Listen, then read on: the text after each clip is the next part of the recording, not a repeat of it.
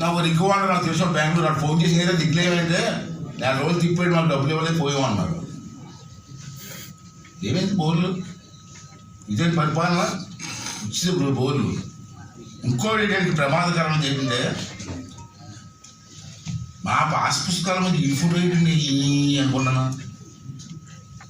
మా తాత మా నాన్న కూర్చాడు 10 ఎకరాలు. పాస్ పుస్తకం మీద మా నాన్న ఫోటో వేసుకుంటాడు, లేదు మా తాత ఫోటో వేసుకుంటాను. ఈడి బొమ్మ ఎందుకండి? ఈడి బొమ్మ అంటే ఈడి కూర్చింది నాకు. ఎంత అన్యాయం ఇది. దాన్ని మళ్ళీ గవర్నమెంట్ డబ్బు తీసి ఫోటో వేస్తాడట పాస్ పుస్తకం మీద.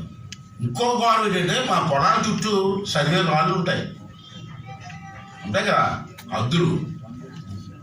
పాత్రాలు అన్ని తీసి కొత్త రాళ్ళు వేస్తాడు గవర్నమెంట్ డబ్బుతో. పాత్రాలు ఉన్నాయి కదా, మన డబ్బులు వేస్ట్ కదా, పోయి వేసుకున్నాం. ఆ రాళ్ళ మీద కూడా ఫోటో, ఆ సర్వే రాళ్ళ మీద కూడా ఫోటో. ఇప్పుడు మళ్ళీ కొత్తగా ఏంటంటే రిజిస్ట్రేషన్ ఆఫీస్లో నాకు డబ్బులుండే 6 ఎకరాల భూమి కొనుక్కున్నాను మీ దగ్గర ఎవరిలో. రిజిస్ట్రేషన్ ఆఫీస్కి వెళ్ళి రిజిస్ట్రేషన్ చేసుకుంటాం.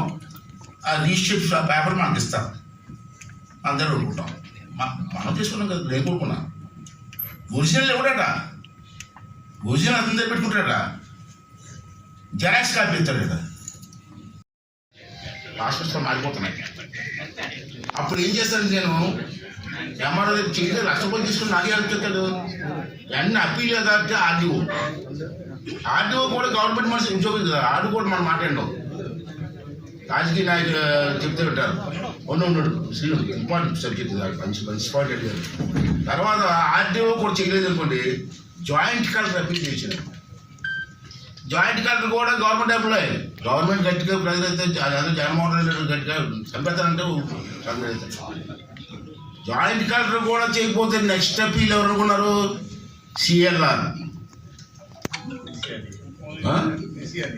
అదే సిఎల్ఆర్ అంటాం, ల్యాండ్ మెయిన్ పెద్ద ఆఫీసర్. అతను కూడా గవర్నమెంట్ ఎంప్లాయ్.